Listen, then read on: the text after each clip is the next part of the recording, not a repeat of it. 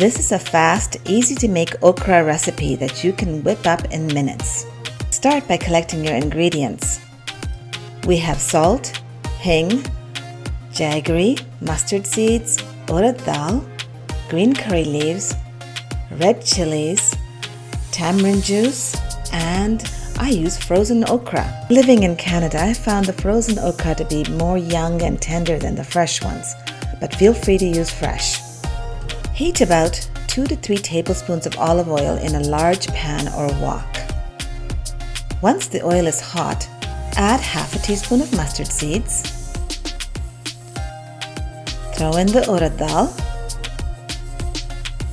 Sprinkle the hing or asafoetida and the curry leaves.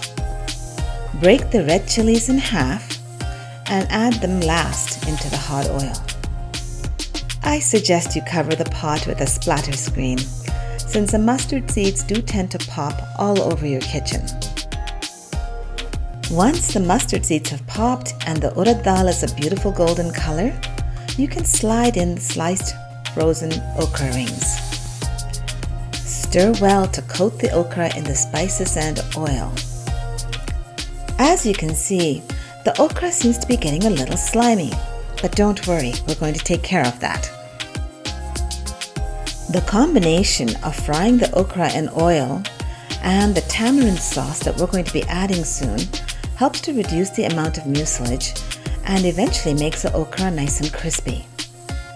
Quick tip, if you're using fresh okra, make sure it's thoroughly dry before you slice it into okra rings. Whoops, I forgot to mention, you do need turmeric as well. Sprinkle about half a teaspoon of that onto the okra and about half a teaspoon of salt. Once the okra has cooked in the oil for at least 5 minutes, you can add a tablespoon of jaggery and 2 to 3 tablespoons of the tamarind extract. Another tip, I usually keep a bottle of tamarind extract in the fridge. It lets me quickly pull together these recipes. Stir to blend all the flavors, but don't break the okra apart. As you can see, the mucilage is starting to reduce. This mucilage actually comes from the sugar residue in the okra. It contains soluble fibers that we can digest, and so it's good for us. Okra is also rich in magnesium, iron, folate, zinc, vitamin B, and vitamin C. On top of that, it tastes fantastic. This is a good time to do a taste test, especially since the tamarind sauce that you're using can have varying degrees of sweetness and tanginess depending on where it's from.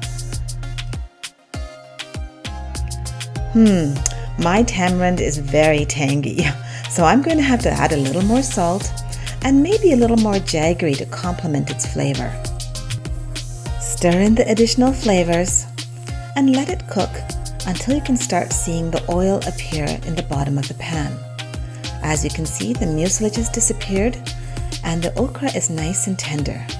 This is a flavorful, super easy to make dish that you can whip up in 15 minutes, and you can serve it with rice, with roti, or as a side dish for one of your main courses.